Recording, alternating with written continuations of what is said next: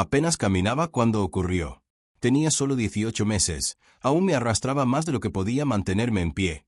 Todavía veía el mundo desde abajo, donde se acumula el polvo y se esconden las cosas olvidadas. Pero incluso a esa edad, conocía el sonido de algo que moría. La lluvia había caído 3 días seguidos, convirtiendo nuestro patio trasero en un páramo embarrado. Recuerdo el olor a tierra húmeda y hojas podridas, la sensación del aire pesado y frío contra mis diminutos dedos mientras los presionaba contra la puerta corrediza de vidrio. Las gotas competían entre sí bajando por el cristal, creando ríos y afluentes que desaparecían en el marco de madera inferior. Y entonces lo escuché. Un sonido tan pequeño, tan roto, que casi se perdía bajo el tamborileo de la lluvia en nuestro techo. Bocadillo de diálogo, me encantaría saber. ¿Qué hora es donde estás ahora y de qué ciudad o estado nos ves? Mi madre estaba en la cocina, con las manos hundidas en agua enjabonada, tarareando algo que no podía comprender. La melodía flotaba por nuestra pequeña casa como humo, mezclándose con el aroma a café y el sonido de platos de cerámica chocando entre sí. Mi padre estaba en el trabajo, como siempre, dejando solo a mamá, a mí y al sonido de esa cosa moribunda llamando desde algún lugar que no podía ver. Presioné mi cara contra el vidrio frío y sentí mi aliento empañar la ventana, creando pequeñas nubes que aparecían y desaparecían con cada pequeño soplido de mis pulmones. La casa se sentía diferente esa mañana. Había electricidad en el aire, una tensión que no sabía nombrar pero que podía sentir en mi pecho como un peso que me presionaba las costillas. Las sombras parecían más profundas, las esquinas más oscuras, como si el mundo contuviera la respiración esperando que ocurriera algo terrible o maravilloso. Fue entonces cuando vi la sombra moviéndose bajo nuestro porche delantero. Nuestra casa estaba en una ligera colina, y el porche delantero había sido construido sobre bloques de concreto, dejando un oscuro espacio de arrastre debajo, al que mis padres siempre me habían advertido no acercarme. Decían que allí vivían arañas, quizás serpientes, y definitivamente nada que un bebé como yo debiera intentar alcanzar. La abertura apenas tenía 60 centímetros de altura, bordeada de telarañas que ondeaban en la brisa como cortinas fantasmales. Pero la sombra no era una araña ni una serpiente. Era algo pequeño y naranja, algo que se movía como si estuviera con un dolor terrible. Aún recuerdo la sensación de mis rodillas golpeando el suelo de madera mientras me alejaba de la ventana. El suelo estaba frío bajo mi pijama, alisado por años de pisadas y muebles movidos de un lugar a otro. Mi pañal estaba pesado y necesitaba cambio, pero no me importaba. Algo me llamaba desde ese oscuro espacio, algo que necesitaba ayuda de una forma que aún no comprendía, pero que podía sentir en mi pecho como un peso físico.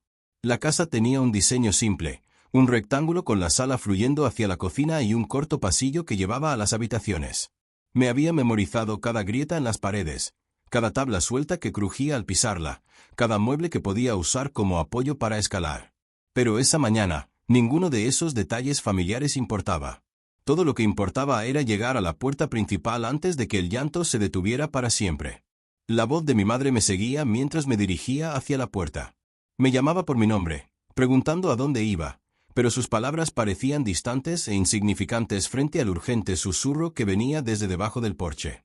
Su voz tenía la cualidad cómoda y distraída que siempre tenía cuando hacía las tareas domésticas, cuando su atención se dividía entre mí y las interminables labores que llenaban sus días.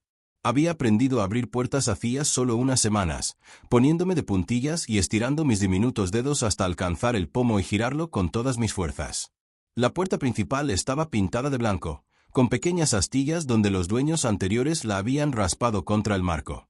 El pomo era de latón, deslustrado por años de uso, y siempre se atascaba un poco antes de ceder con un satisfactorio clic. La puerta se abrió y el olor a lluvia y concreto mojado llenó mis fosas nasales. El mundo exterior era gris e infinito, lleno de sonidos que aún estaba aprendiendo a identificar. Autos pasando en la calle más allá de nuestro jardín, sus neumáticos siseando sobre el asfalto mojado. El viento moviéndose a través del gran roble que cubría la mitad de nuestra casa, haciendo que las hojas susurraran secretos que no podía entender. La lluvia misma tenía un sonido, una percusión constante que enmascaraba otros ruidos y hacía que todo se sintiera amortiguado y distante. Y debajo de todo, aquel suave llanto que parecía venir de todas partes y de ninguna a la vez. Recuerdo arrastrarme por los 3 escalones de concreto que bajaban de nuestra puerta principal al camino. Cada escalón era una pequeña aventura, una negociación cuidadosa entre la gravedad y mis extremidades inestables. El concreto era áspero contra mis palmas, incrustado con pequeñas piedras que se marcaban en mi piel dejando hendiduras temporales. Mis manos encontraban apoyo en la superficie rugosa, y bajaba un escalón a la vez, sintiendo el frío filtrarse a través de mi delgado pijama hasta mi piel. El camino se extendía unos 3 metros desde nuestros escalones hasta la acera, bordeado a ambos lados por los parterres de flores de mi madre. En primavera, esos parterres se llenaban de narcisos y tulipanes, destellos de color brillante contra el gris del concreto. Pero ahora, en pleno invierno, eran solo parches de tierra oscura y tallos marrones esperando que el calor regresara al mundo. El llanto era más fuerte ahora, más claro. No era un llanto humano, pero tampoco era un llanto animal. Era algo intermedio, algo que hablaba a una parte de mí más vieja que mis 18 meses, más sabia que mi vocabulario limitado, más compasiva de lo que nadie me había enseñado aún a ser. Era el sonido de la pura desesperación, de la vida aferrándose a la existencia por el hilo más delgado. Podía ver ya la abertura del espacio de arrastre, una boca oscura en los cimientos de nuestra casa que parecía tragar luz y sonido. La lluvia había creado pequeños ríos en nuestro jardín, y parte de esa agua fluía hacia la abertura, llevando hojas y escombros a la oscuridad. El suelo alrededor estaba embarrado y resbaladizo, marcado con huellas de neumáticos del trabajo de jardinería que mi padre había hecho el otoño anterior.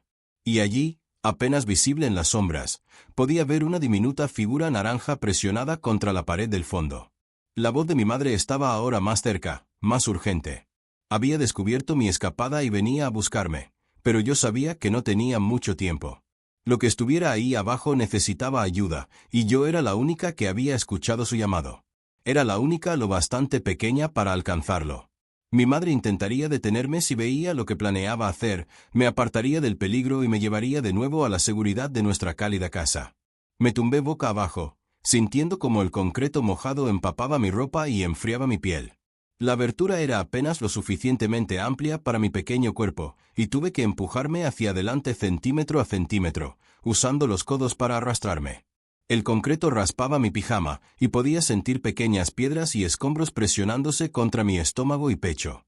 La oscuridad me tragó por completo, y de pronto estaba en un mundo que olía a tierra húmeda, concreto viejo y algo más que no podía identificar. El espacio de arrastre era como entrar en otra dimensión. Los sonidos del mundo exterior se volvieron apagados y distantes, reemplazados por el goteo del agua y el susurro de hojas arrastradas por el viento. Telarañas rozaban mi rostro, y podía sentir diminutos insectos huyendo de mi intrusión. El techo era tan bajo que tenía que mantener la cabeza agachada, y las paredes parecían presionar desde todos los lados. Mis ojos se acostumbraron lentamente a la oscuridad, y pude distinguir formas en la penumbra. Viejos periódicos arrastrados por tormentas. Una lata oxidada que quizá alguna vez contuvo pintura. Trozos de madera y escombros de proyectos de construcción. Y allí, en la esquina más lejana, presionada contra la pared de los cimientos como intentando volverse invisible, estaba la fuente del llanto. Era un gatito, probablemente de no más de 6 o 7 semanas, con pelaje naranja enmarañado, sucio y manchado de sangre. Una de sus patas traseras estaba doblada en un ángulo incorrecto, torcida de una forma que me hizo encoger el estómago aunque no comprendía lo que estaba viendo. Sus diminutas costillas se marcaban a través de su fino pelaje como la estructura de un paraguas roto, cada hueso claramente visible bajo el escaso pelo. El gatito era más pequeño que cualquier ser vivo que hubiera visto jamás, más pequeño incluso que mis peluches favoritos. Su cabeza parecía demasiado grande para su cuerpo, y sus orejas desproporcionadamente grandes le daban un aspecto casi alienígena. Su pelaje no era el naranja brillante que había esperado, sino un tono más oscuro, oxidado, manchado de tierra y lo que parecía sangre seca. Pero sus ojos, incluso en esa oscuridad, podía ver sus ojos. Eran verdes, brillantes y llenos de un dolor que reconocía aunque no tuviera palabras para describirlo. Eran los ojos de algo herido por el mundo, algo que había sido olvidado y dejado a morir en la oscuridad. Me miraban con una mezcla de miedo y esperanza, como si pudiera ser su salvación o simplemente otra fuente de dolor. Extendí una pequeña mano, moviéndola despacio para no asustarlo. El gatito no intentó huir. Estaba demasiado débil, demasiado herido, demasiado cansado de luchar solo por seguir vivo. Mis dedos tocaron su pelaje enmarañado y sentí el rápido latido de su diminuto corazón contra mi palma. Era como sostener un pájaro roto, algo tan frágil que un movimiento descuidado podría acabar con todo. El pelaje era áspero y sucio, no suave como había imaginado. Estaba húmedo en partes, ya fuera por la lluvia o por sangre, no podía saberlo. Pero bajo la mugre y el miedo, podía sentir el calor de la vida, la obstinada persistencia de una criatura que se negaba a rendirse a pesar de todo lo que el mundo le había arrojado. Entonces el gatito emitió un sonido, no del todo un maullido ni del todo un susurro. Era un sonido de reconocimiento, de gratitud, de rendición. Era el sonido de algo que había esperado morir, pero que de pronto había encontrado una razón para vivir. El sonido vibraba a través de su diminuto cuerpo y hasta mi mano, y sentí que algo cambiaba dentro de mi pecho, formándose una conexión que duraría toda mi vida. Me acerqué más, ignorando cómo el concreto raspaba mis rodillas y codos. El espacio era estrecho, apenas lo bastante grande para ambos, pero logré acomodarme de modo que el gatito quedara presionado contra mi pecho. Podía sentir su calor a través de mi fino pijama, podía sentir cómo su respiración era demasiado rápida y superficial. Cada respiración parecía una lucha, como si el simple acto de seguir vivo requiriera más energía de la que su pequeño cuerpo podía dar. El cuerpo del gatito era todo ángulos agudos y huecos. Podía sentir cada hueso de su columna, cada costilla de su pecho. Su piel se sentía floja, como si alguna vez hubiera sido más grande y ahora se hubiera reducido a este estado desesperado. Pero a pesar de su debilidad, a pesar de su evidente dolor, había algo en el gatito que se negaba a rendirse. Podía sentirlo en la forma en que se presionaba contra mí, buscando calor, consuelo y la simple presencia de otro ser vivo. Fue entonces cuando escuché la voz de mi madre arriba, llamando mi nombre con un pánico que nunca había oído antes. Sus pasos eran rápidos sobre el concreto, y podía oírla moviéndose por el porche, probablemente revisando detrás de arbustos y bajo las escaleras. Me llamaba una y otra vez, cada repetición más frenética que la anterior. Pero no podía gritarle. No podía dejar solo al gatito en la oscuridad. En cambio, hice algo que nunca había hecho antes. Empecé a tararear. No sé de dónde salió la melodía. Quizá era algo que había escuchado cantar a mi madre, o tal vez una melodía que existía solo en ese momento, creada por la necesidad de consolar algo más pequeño e indefenso que yo. La melodía era simple, casi infantil, solo una serie de notas que parecían fluir naturalmente de mi garganta. Tarareaba suavemente, sintiendo las vibraciones en mi pecho, y el gatito pareció relajarse contra mí. Su respiración se ralentizó un poco y su pequeño cuerpo se volvió menos rígido. El tarareo llenaba el pequeño espacio, rebotando en las paredes de concreto y creando un íntimo capullo de sonido. Era como si estuviera creando un refugio con mi voz, una burbuja de consuelo en medio del dolor y el miedo. Los ojos del gatito no se apartaban de mi rostro, y tuve la extraña sensación de que escuchaba no solo la melodía, sino algo más profundo, algo que respondía a su necesidad básica de consuelo y conexión. Nos quedamos así durante lo que pareció horas, pero probablemente fueron solo minutos. Yo tarareando en la oscuridad, el gatito presionado contra mi pecho, los dos escondidos de un mundo que solo le había mostrado crueldad. Usé mi mano libre para acariciar suavemente su pelaje enmarañado, intentando limpiar algo de la suciedad y escombros acumulados durante su tiempo solo. Debajo de la mugre, su pelaje era suave, como la cinta de terciopelo de mi peluche favorito. Podía sentir los delicados huesos de su cráneo, la forma en que sus orejas se movían cuando tarareaba ciertas notas. Sus bigotes me cosquilleaban los dedos, y me maravillaba de cómo algo tan pequeño podía estar tan perfectamente formado, tan completamente vivo a pesar de todo lo que había soportado. Descubrí que el gatito tenía pequeñas almohadillas rosadas en sus patas, suaves y vulnerables como pétalos de flor. Sus garras eran afiladas pero retraídas, como si entendiera que intentaba ayudarlo y no quisiera hacerme daño. Su nariz estaba húmeda y fría cuando a veces rozaba mi mano, y su lengua, cuando lamía brevemente mi dedo, era áspera como papel de lija pero gentil en su contacto. Estaba tan absorta cuidando al gatito que no noté cuando la oscuridad sobre nosotros fue de repente interrumpida por un rayo de linterna. Mi madre nos había encontrado. Su jadeo resonó en el pequeño espacio, y oí sus rodillas golpear el concreto mientras se agachaba a mi nivel. El haz de la linterna bailaba por las paredes de nuestro escondite, iluminando telarañas y hojas viejas hasta posarse en mí y en mi diminuto compañero. La luz era dura después de la reconfortante oscuridad, y tanto el gatito como yo entrecerramos los ojos ante su brillo. El haz de luz reveló detalles que no había podido ver en la oscuridad. El gatito era aún más pequeño de lo que había pensado. Probablemente no pesaba más de medio kilo. Su pelaje naranja estaba rayado de marrón y negro, formando un patrón que habría sido hermoso de no estar tan sucio y enmarañado. Tenía pequeños cortes en la cara y patas, y una oreja estaba desgarrada en la punta. Mamá, recuerdo haber dicho, aunque la palabra salió más como mamá, como siempre que estaba emocionada o asustada. Ella repetía mi nombre una y otra vez, su voz una mezcla de alivio, preocupación y algo más que no podía identificar. Estiraba la mano hacia mí, intentando atraerme fuera del espacio de arrastre, pero yo sujetaba al gatito con más fuerza. «Cariño», dijo, su voz cuidadosa y controlada, como la usan los adultos cuando intentan no asustar a un niño. «Tienes que salir de ahí, ahora mismo. No es seguro ahí abajo». Pero no podía irme. El gatito me necesitaba, y no podía abandonarlo ahora cuando estaba tan cerca de rendirse por completo. Negué con la cabeza y lo abracé más fuerte, sintiendo su diminuto corazón latir contra mi pecho como el aleteo de alas de mariposa. No creo que al principio ella comprendiera qué sostenía.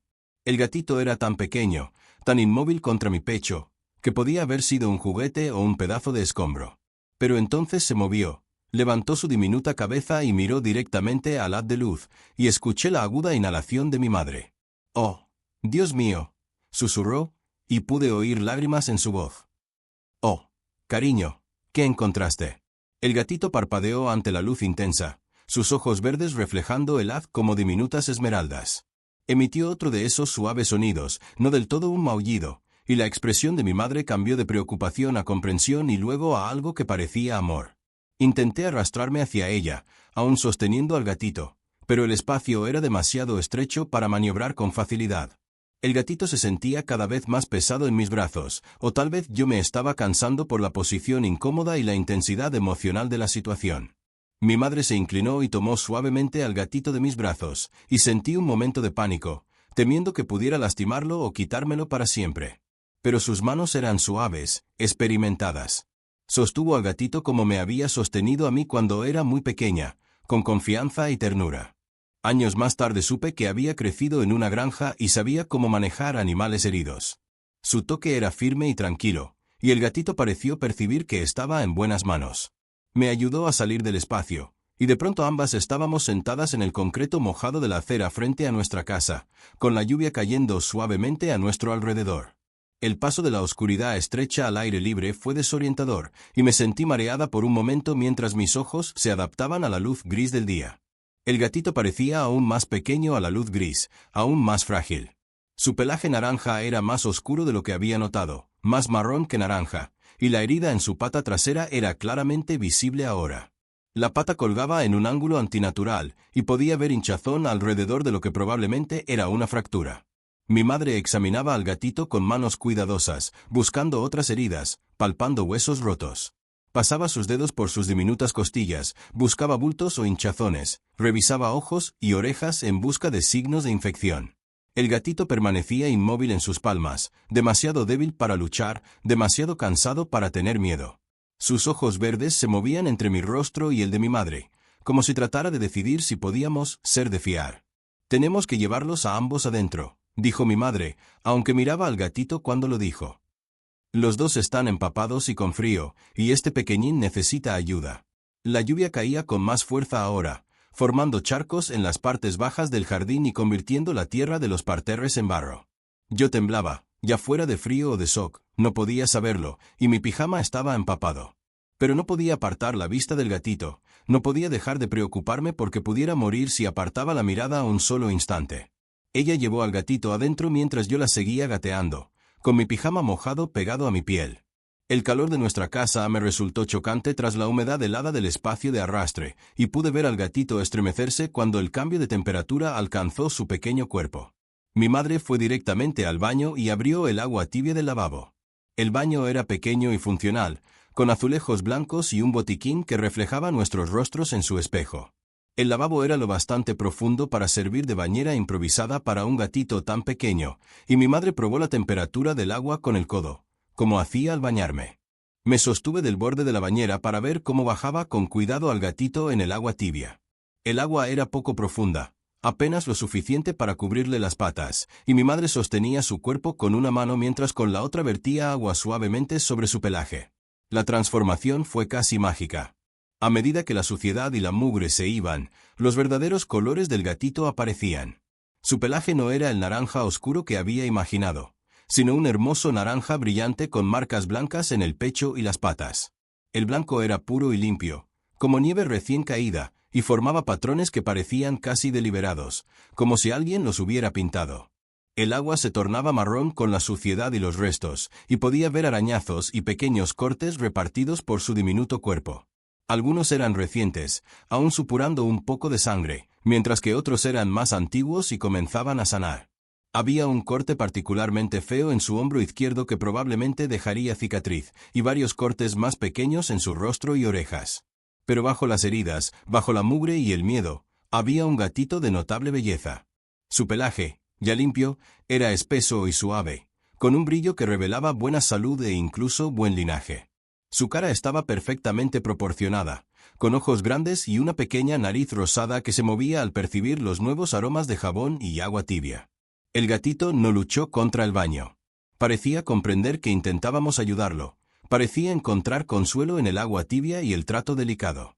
Mi madre utilizaba un paño suave para limpiar alrededor de sus ojos y orejas, hablándole con la misma voz tranquilizadora que usaba conmigo cuando estaba herida o asustada. «Ahí vamos, pequeñín», murmuró. «Mucho mejor, ¿verdad? Vamos a cuidarte muy bien». Los ojos del gatito no se apartaron de mi rostro durante el baño. Era como si me reconociera como su rescatadora, su protectora, la que había gateado en la oscuridad para traerlo de vuelta a la luz. Había algo en su mirada que iba más allá del reconocimiento simple, algo que hablaba de un vínculo forjado en aquellos desesperados momentos bajo el porche. Después del baño, mi madre envolvió al gatito en una de mis viejas mantas de bebé, una suave manta amarilla que había sido mía cuando era muy pequeña.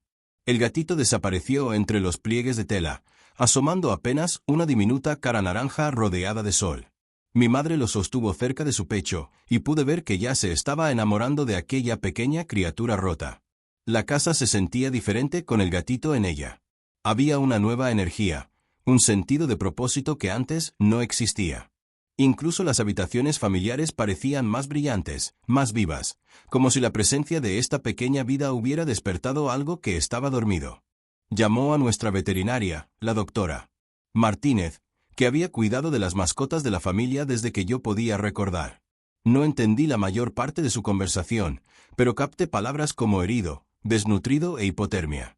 Sonaban graves y aterradoras, pero la voz de mi madre seguía calmada y controlada, y yo encontraba consuelo en su competencia. La doctora Martínez debió de percibir la urgencia en la voz de mi madre, porque aceptó vernos esa tarde, aunque era sábado. Mi madre hizo una cita para las 2 en punto, y la vi preparar una pequeña caja con más mantas y una almohadilla térmica en nivel bajo. El gatito durmió la mayor parte de la mañana, su diminuto cuerpo acurrucado en la cálida caja, moviéndose de vez en cuando para mirarnos con esos brillantes ojos verdes. Su respiración seguía dificultosa, pero menos frenética que bajo el porche. El calor y la seguridad de nuestra casa ya empezaban a hacer su magia. Me senté junto a la caja, acercando la mano de vez en cuando para acariciar su pelaje o tararear la melodía que había tarareado en el espacio de arrastre. Cada vez que lo tocaba, el gatito ronroneaba, un sonido tan suave que era más vibración que ruido. El ronroneo era apenas audible, pero podía sentirlo a través de mis dedos, un suave murmullo que hablaba de confianza y satisfacción. Cuando mi padre llegó a casa para almorzar, nos encontró a todos reunidos alrededor de la cama improvisada del gatito. Yo estaba sentada con las piernas cruzadas en el suelo, mi madre arrodillada a mi lado, y el gatito despierto mirándonos con ojos atentos y curiosos. La expresión de mi padre cambió varias veces mientras mi madre le explicaba lo sucedido, cómo había encontrado al gatito, cómo me había arrastrado bajo el porche para alcanzarlo. Mi padre era un hombre práctico, alguien que resolvía problemas buscando soluciones lógicas. También alguien que había crecido en la ciudad y tenía poca experiencia con animales. Pero ni siquiera él pudo permanecer indiferente ante la vista del diminuto gatito y la historia de su rescate. ¿Hiciste qué?, dijo, mirándome con una mezcla de orgullo y preocupación. ¿Te metiste ahí sola? Asentí, sin entender muy bien por qué parecía tan sorprendido. Me había parecido lo más natural del mundo en ese momento, lo único que podía hacer cuando algo necesitaba ayuda. Mi padre se arrodilló a mi lado y miró dentro de la caja, donde el gatito intentaba ponerse de pie sobre sus 3 patas buenas. Los intentos del gatito por ponerse en pie eran a la vez desgarradores e inspiradores. Lograba apoyar las patas delanteras y luego intentaba impulsarse con las traseras, pero la pata herida cedía bajo su peso. Aún así seguía intentándolo, impulsado por una determinación interna que se negaba a aceptar la derrota. «Vaya, no lo puedo creer», dijo en voz baja. «Mira a este pequeño luchador». Mi padre metió un dedo en la caja y acarició suavemente la cabeza del gatito. El gatito se inclinó hacia su caricia, ronroneando ese ronroneo apenas audible, y vi cómo algo se ablandaba en la expresión de mi padre. Había estado dispuesto a ser práctico ante la situación, a tomar decisiones lógicas sobre lo que era mejor para todos. Pero el evidente espíritu de lucha del gatito y mi claro apego a él empezaban a cambiar su parecer. El viaje al veterinario fue mi primera verdadera aventura, fuera de nuestra casa y jardín. Iba sentada en el asiento trasero del coche, con la caja del gatito sujeta a mi lado con el cinturón de seguridad, observando el mundo pasar a través de las ventanillas cubiertas de lluvia. Las calles familiares de nuestro vecindario se veían diferentes desde esta nueva perspectiva, y me asombraba lo lejos que parecía que estábamos viajando. El gatito durmió la mayor parte del trayecto, abriendo los ojos de vez en cuando para mirarme antes de volver a dormirse. Yo mantenía una mano sobre el borde de la caja, queriendo ofrecer consuelo y seguridad durante lo que debía de ser una experiencia aterradora. El movimiento del coche parecía calmarlo, quizá recordándole cuando su madre lo llevaba consigo siendo muy pequeña. La consulta de la doctora. Martínez estaba en una casa adaptada en las afueras del pueblo, con un gran estacionamiento y un cartel con siluetas de distintos animales. La sala de espera era cálida y luminosa, con fotos de mascotas felices en las paredes y un olor a desinfectante mezclado con los aromas persistentes de perros y gatos. La doctora Martínez era una mujer amable, de manos suaves y voz dulce. Llevaba más de 20 años ejerciendo la medicina veterinaria, y su experiencia se notaba en la seguridad con la que trataba incluso a los animales más asustados. Examinó con cuidado al gatito, tomó radiografías y realizó pruebas mientras mis padres y yo esperábamos en la pequeña sala de exploración. La sala estaba pintada en tonos calmantes de azul y verde, con una gran ventana que daba a un jardín donde varios comederos colgantes atraían a las aves. Las paredes estaban cubiertas con fotos de perros, gatos y otros animales, todos luciendo sanos y felices. Me preguntaba si nuestro gatito llegaría algún día a verse así, si alguna vez sería lo bastante fuerte para jugar, correr y disfrutar de la vida como deberían hacerlo los animales. Cuando la doctora Martínez regresó, llevaba al gatito envuelto en una toalla blanca y limpia. El gatito parecía pequeño y vulnerable contra el tejido clínicamente blanco, pero sus ojos brillaban más que aquella mañana. Había en ellos una alerta nueva, una chispa de vida que me llenó de esperanza. «La buena noticia», dijo la doctora Martínez, acomodándose en su silla y sosteniendo al gatito con cuidado, «es que esta pequeña va a estar bien. La pata está fracturada, pero es una fractura limpia que debería sanar bien con los cuidados adecuados. Está muy desnutrida y deshidratada, pero es joven y fuerte. Con algo de amor y atención, debería recuperarse por completo». «¿Pequeña?», preguntó mi madre, y noté sorpresa en su voz. La doctora Martínez sonrió, una sonrisa cálida que hacía que incluso los preocupados se sintieran mejor. «Sí, tienen aquí a una pequeña hembra. Y tuvo suerte de haber encontrado a gente tan cariñosa. Una pequeña».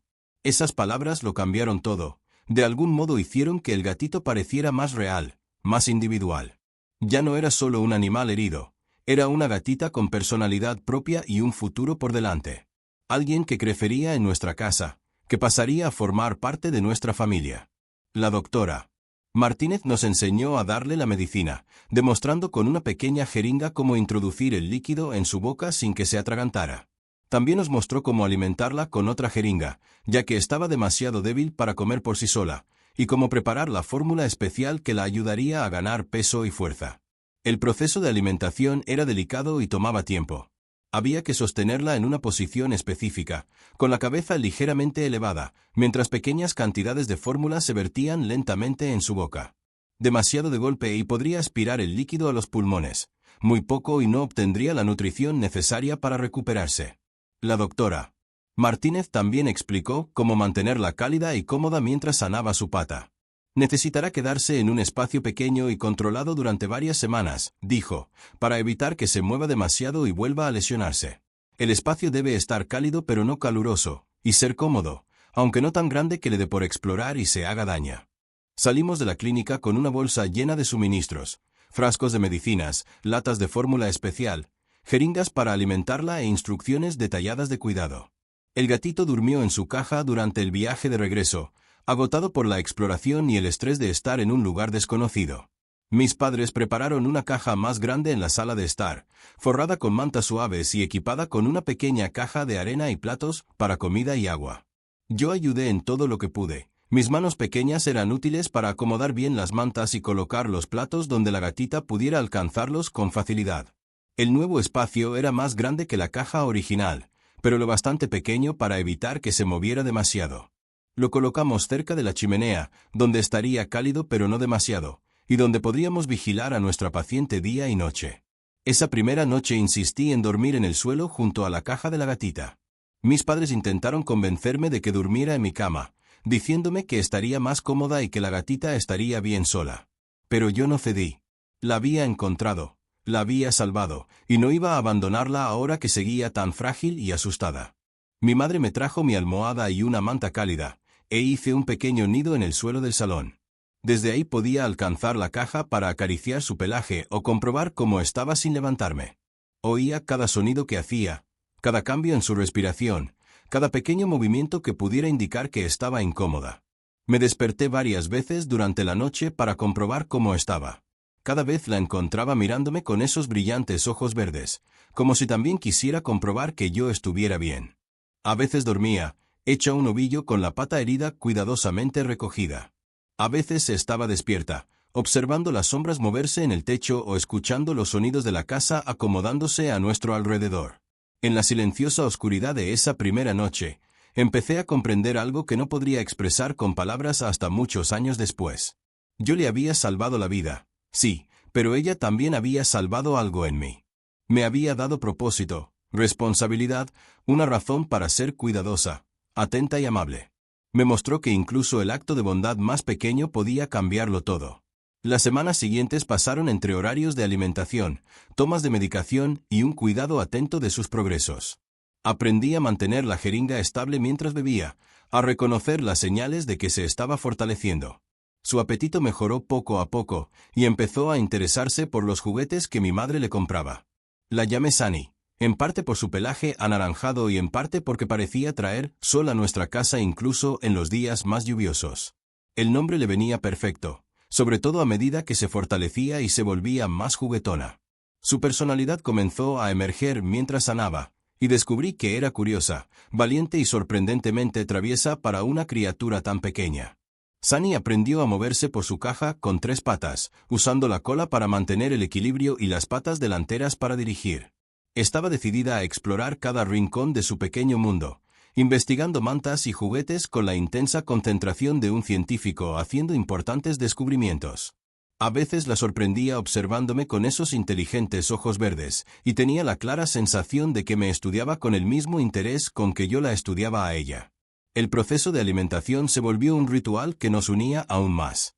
Yo la sostenía con cuidado mientras mi madre preparaba la fórmula, hablándole en voz baja y acariciando su pelaje. Ella ronroneaba durante estas sesiones, un sonido que se hacía más fuerte y audible a medida que ganaba peso y fuerza. La doctora Martínez se sorprendió del progreso de Sunny cuando volvimos para la revisión 2 semanas después. La gatita había ganado casi medio kilo, su pelaje estaba suave y brillante, y su pata lesionada sanaba mejor de lo esperado. Comenzaba a apoyar un poco de peso en ella, y la doctora predijo que terminaría recuperando toda la movilidad. Su hija ha hecho un trabajo excelente cuidándola, les dijo a mis padres, y sentí una oleada de orgullo al ser reconocida como la principal cuidadora de Sunny. El vínculo entre estas dos es asombroso. Nunca he visto a una niña tan pequeña asumir tanta responsabilidad por un animal. No entendía del todo lo que quería decir, pero sentía que tenía razón. Sunny y yo nos habíamos vuelto inseparables, unidas por algo más profundo que el afecto. Compartimos aquellos primeros y aterradores momentos bajo el porche, acurrucadas en la oscuridad mientras luchaba por su vida. Esa experiencia había creado un lazo que duraría toda nuestra vida juntas. A medida que Sunny recuperaba fuerzas, empezó a salir de su caja por periodos cortos. Al principio se mantenía cerca de mí, sin alejarse más de unos pasos de donde yo estuviera sentada o jugando. Pero poco a poco empezó a explorar el salón, luego la cocina y finalmente toda la casa. Su confianza crecía junto con su fuerza, y pronto corría por los pasillos con la energía ilimitada de una gatita sana. Su pata lesionada nunca volvió del todo a la normalidad. Siempre quedó una ligera cojera, una vacilación en su paso que nos recordaba lo cerca que estuvimos de perderla. Pero lejos de frenarla, aquella cojera parecía darle carácter, la hacía más decidida a no quedarse atrás en el mundo que la rodeaba. Nunca permitió que le impidiera trepar, saltar o jugar con el entusiasmo feroz que se convirtió en su sello.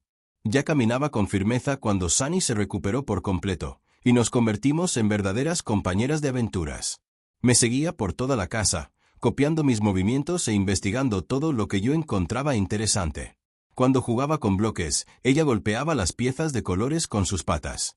Cuando miraba libros ilustrados, se acurrucaba a mi lado y ronroneaba mientras yo pasaba las páginas. Mis padres estaban asombrados por nuestra relación. Esperaban que con el tiempo perdiera interés en la gatita, que encontrara nuevos juguetes y actividades. En cambio, mi vínculo con Sunny parecía fortalecerse con cada día que pasaba.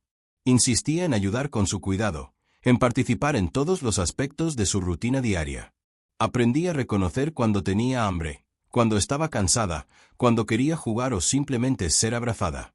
El cambio en mí fue tan drástico como el cambio en Sunny. Antes de encontrarla, era una niña pequeña típica, centrada principalmente en mis propias necesidades y deseos. Pero cuidarla me enseñó empatía, responsabilidad y la profunda satisfacción de ayudar a otro ser. Mis padres solían decir que parecía mayor de lo que era, más reflexiva y considerada que otros niños de mi edad. Empecé a notar otros animales heridos o angustiados en nuestro vecindario. Un pájaro con un ala rota en nuestro jardín, un perro atropellado que cojeaba por la calle, una familia de mapaches desplazada cuando talaron su árbol. No podía ayudarlos a todos, pero intentaba convencer a mis padres de intervenir siempre que fuera posible. Mi madre empezó a colaborar como voluntaria en el refugio de animales local, inspirada por mi amor evidente hacia los animales y mi éxito con Sunny. A veces me llevaba con ella, y yo ayudaba en pequeñas tareas como llenar bebederos y organizar suministros. Los trabajadores del refugio se sentían encantados con mi actitud seria hacia el cuidado animal y comenzaron a enseñarme más sobre cómo ayudar a los animales heridos y abandonados. Sunny parecía comprender que era especial, que su historia era diferente a la de otras mascotas. Se movía con una dignidad notable para una criatura tan pequeña, como si supiera que había recibido una segunda oportunidad y estuviera decidida a aprovecharla al máximo. Era gentil con otros animales, paciente con los niños e infinitamente cariñosa con nuestra familia. Uno de mis recuerdos favoritos de aquella época fue el día que Sunny salió por primera vez al exterior. Llevaba con nosotros unos 3 meses, y su pata se había recuperado lo suficiente para que la doctora Martínez autorizara que empezara a explorar más allá de la casa. Mis padres estaban nerviosos, temían que se escapara o volviera a lastimarse, pero yo insistí en que merecía la oportunidad de experimentar el mundo exterior. Comenzamos con pequeños paseos supervisados por el patio trasero. Al principio estaba cautelosa, abrumada por el vasto espacio abierto y la infinidad de olores y sonidos nuevos. Pero pronto la curiosidad superó su nerviosismo, y comenzó a investigar cada rincón de nuestro jardín con la misma intensidad que había mostrado durante su recuperación. Recuerdo estar sentada en los escalones traseros, observando cómo descubría la hierba por primera vez. Se acercó con cautela, extendiendo una pata para tocar las briznas verdes antes de pisar con cuidado el césped. La sensación bajo sus patas pareció encantarla, y empezó a rodar y jugar de una manera que nunca le había visto.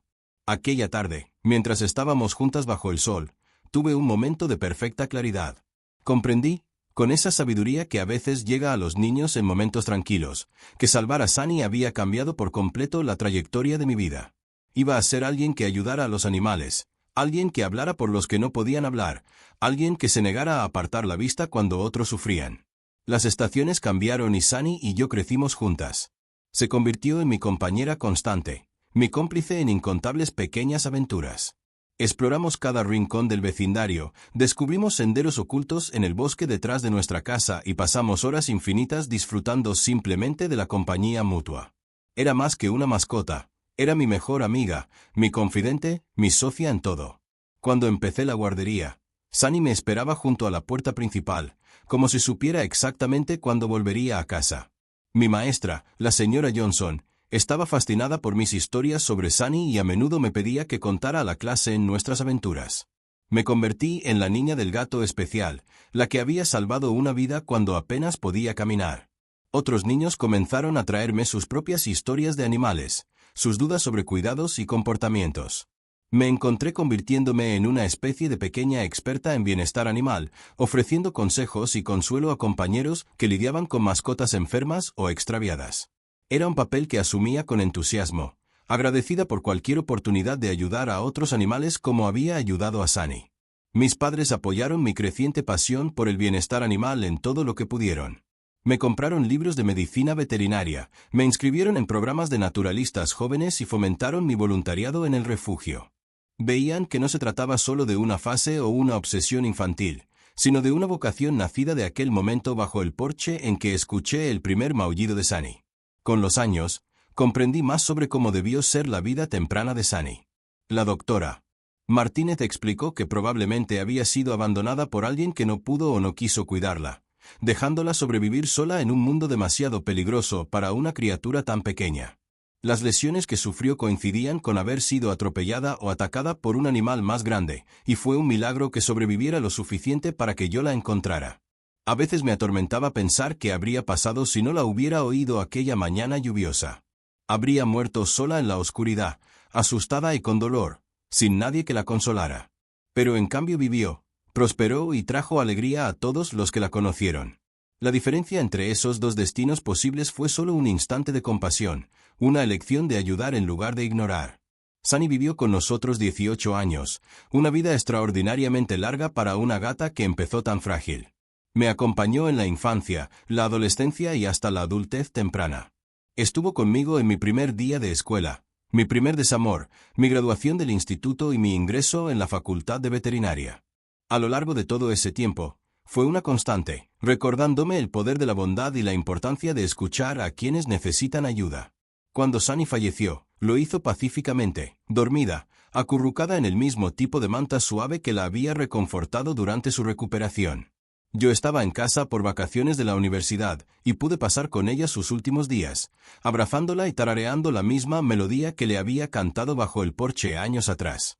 Me miró con esos mismos ojos verdes brillantes, y juraría que vi gratitud en ellos, un reconocimiento de la vida que habíamos compartido. Su muerte marcó el fin de una era, pero no el final de su influencia en mi vida. Para entonces ya cursaba mis estudios de veterinaria, comprometida con una carrera dedicada a ayudar animales como ella había sido alguna vez. Cada animal que trato, cada vida que salvo, es una continuación de la historia que comenzó cuando me arrastré bajo aquel porche para alcanzar a una gatita moribunda.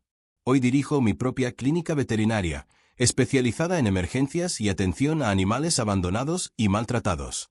Mi clínica se llama Sunny's Place, y su fotografía cuelga en la sala de espera junto a una placa que cuenta su historia. Los padres suelen leerla a sus hijos mientras esperan, y he visto a muchos jóvenes desarrollar su propia pasión por el bienestar animal tras escuchar la historia del bebé que se arrastró bajo un porche para salvar a una gatita. He salvado a cientos de animales a lo largo de los años, cada uno un recordatorio de aquel primer rescate, cada uno una continuación de la lección que Sunny me enseñó sobre el poder de la compasión. Algunos eran tan pequeños e indefensos como ella había sido, otros más grandes y peligrosos.